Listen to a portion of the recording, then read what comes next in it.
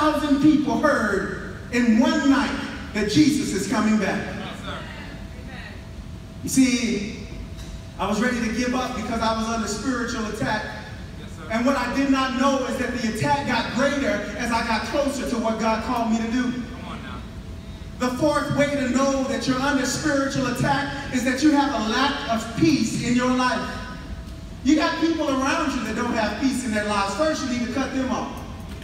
Because that stuff is contagious. They're disturbing you right now. You're trying to pay attention and they're trying to talk to you. Tell them to shut up. I'm trying to get delivered. Wow. The enemy bombards our minds with various thoughts and ongoing temptations. I've got 16 minutes and 39 seconds, so you might as well listen. The mind becomes irritated and it becomes exhausted. The enemy does all he can to bring mental fatigue. Even while we're sleeping, the enemy fights over our souls so much that we wake up tired. No peace in our lives.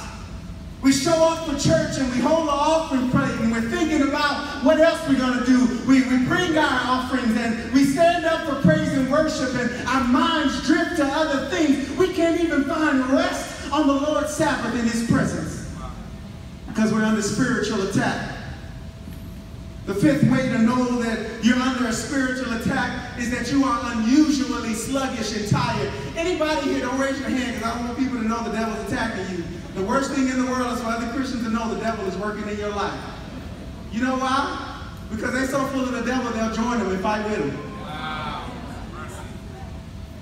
Unusually sluggish and tired, you have a lack of energy and vitality are often the results of an extended attack. Certainly these issues can occur from natural problems like a lack of sleep, or you might have health battles, but in the case though, the root cause is the effects of prolonged spiritual attack. Therefore, some people, they walk around and they're tired all the time. And what they don't know is that the devil is fighting to take your soul. And you're trying to figure out, I went to sleep, I woke up, and all I can think about, how many of you wake up in the morning and all you can think about is when you're going to get back in bed? It's not because you're out of shape. It is because the devil is wearing your hips out. Fat people don't get tired sometimes. It is because the devil is working on you. He's weighing on you. And the immensity of the battle is so great that there are physical effects. Spiritual attack, always tired. You ain't got no peace. You got confusion about your purpose. Remember when you were on fire, now all of a sudden you're not sure what God wants you to do. The message hasn't changed. He hasn't changed His plan for your life. You've got this extreme frustration. Start telling people off for no reason. I remember early in my marriage, we've been delivered now, we've been married for 10 years, we know we ain't going nowhere, but I remember we were arguing one Sabbath morning. I said, you know what? This is the devil. I rebuke the devil. That's the worst thing you can say to a black woman. My wife said, what did you say? I said, I rebuke the devil. She said, no, I rebuke the devil in you. I said, I rebuke the devil in you. We were just rebuking each other all over the house. And I started lifting my hands and saying, I'm not going to listen to this. She said, you need to listen to this because you need to be set free because you're full of the devil right now. And I probably was, and she probably was too.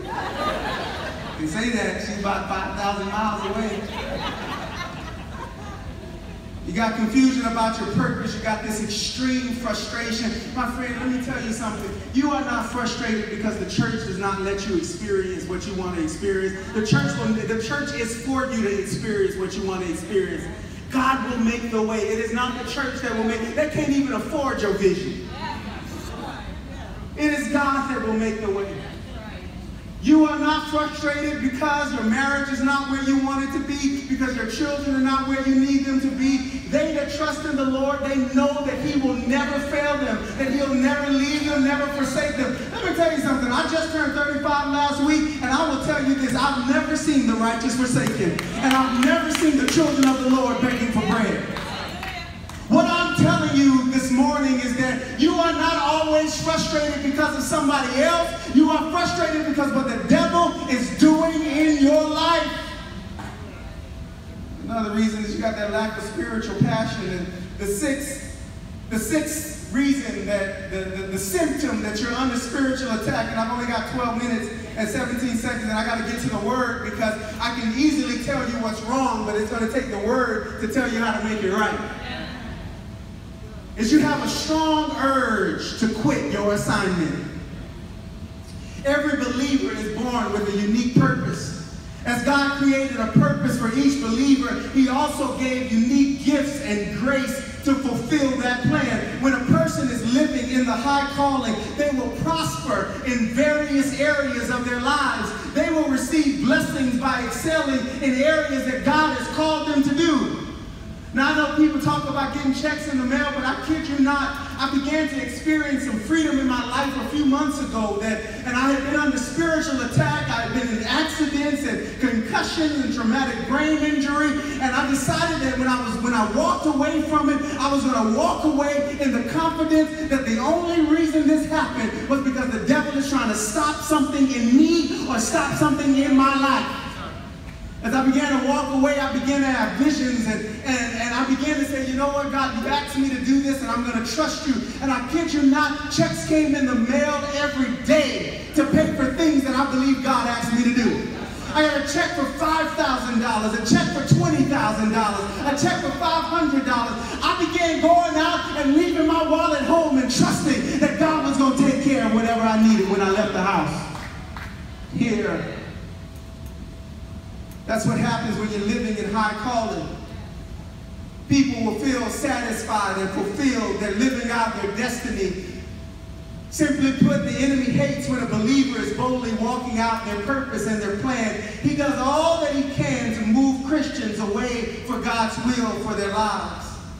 During an attack, a spiritual attack, he will overwhelm Christians with thoughts and desires to give up or abandon their post. This is one of his greatest purposes behind spiritual attacks. You see, the devil knows there's not a weapon he can form against you that will prosper. So what he does is he fashions strategic attacks so that you will give up. Because he knows the only way he can stop you is if you will give up on yourself.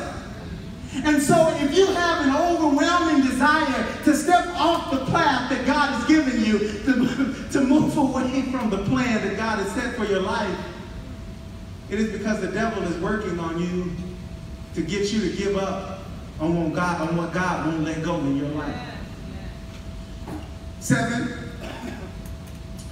you're drawn back towards old bondages. In a long spiritual battle, a person is often pulled back towards negative cycles that they broke free from. You done broke up with that man about 5 times, and all of a sudden you got free, and now you just want to go back. That ain't you. That's the devil working in your life. You got away from that strange woman. You got away from her bed, which the Bible says her bed is like a leaf sitting over the pits of hell.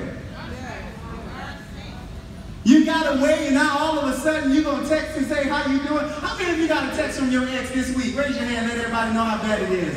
I done messed y'all up. People raising their hand. I was just joking.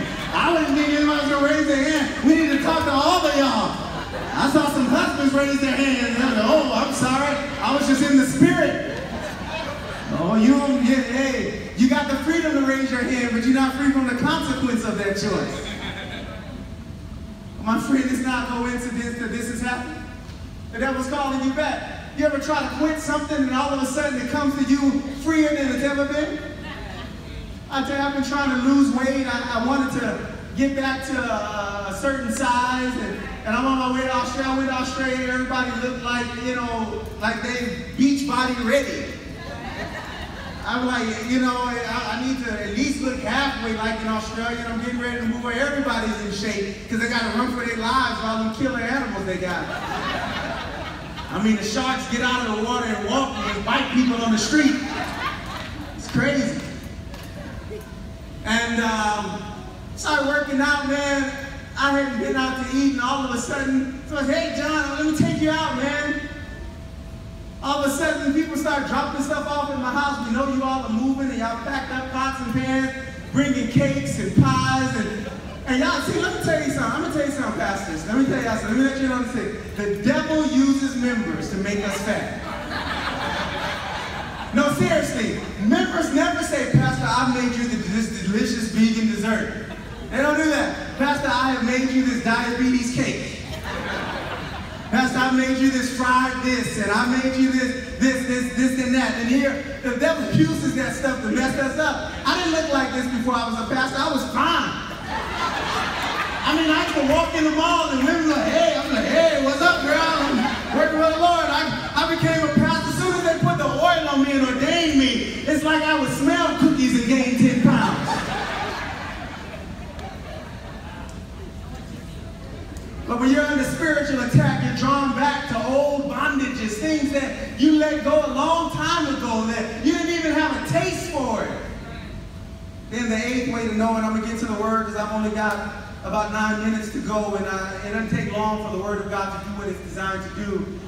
We question direction and the call that was once so clear in our lives. As the enemy attacks the life of a believer, he begins to give them reasons to give up on the very thing that God called them to do. I was getting ready to give up on ministry because I was under spiritual attack and I didn't know it. Now, it doesn't change that you will, the spiritual attack will not change because you know it, but you will survive it if you know what you're dealing with. This is one of the master tools. The devil releases confusion and shame and intimidation and a variety of vile schemes to create a cloud of uncertainty. His ultimate goal is to get a believer off the pathway that God has ordained for their lives. A person who is under attack may find themselves questioning the road that they have been traveling on for a long time with right cause, and usually they begin to re-examine decisions that were once so very clear. I mean, at one point you were so crystal clear about what God wanted you to do, and now you're not sure. A person in the midst of an attack, they will question prophetic words, they will question spiritual breakthroughs, and they will question significant experiences that they have had in their lives. This is a step towards moving backwards and away from the Spirit of God. I have seen people literally, physically set free in worship experiences, and folk will sit and just watch with their arms crossed like, this ain't really happening. No, it's not really happening in your life, but it is really happening in their lives. So there are 3 keys to freedom then.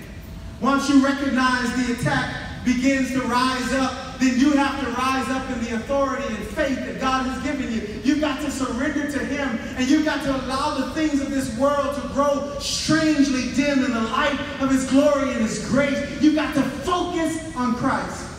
Remember, Jesus gave us power and authority over all demons. He even, according to the Bible, Luke chapter 9, verse 1, gave us the power over disease. The ability to heal people. It is a spiritual gift. I hear y'all got healings going on over here in Bermuda. What would happen if the world said one of the greatest spiritual gifts of the preachers and the churches in Bermuda is their ability to pray and heal people? The Bible tells us this in Luke chapter 9 and verse 1. It is an indication that you've been in the presence of Christ. One of 4 things always happen in Christ's presence. People were healed, people were fed, people were set free, and people were compelled to tell others about His grace. These are the 4 things that happen in the presence of Christ. It's not something just for Benny Hinn to do on TV. My friend, I want you to know that you and I, if we're skeptical about the power of God, it is not because it does not exist. It is because it does not exist in our lives. Wow. The first key to freedom, and I've only got 5 minutes to do this. In Hebrews chapter 11 and verse 6, the first key to freedom is to break it with faith. The Bible says, without faith, it is impossible to please Him.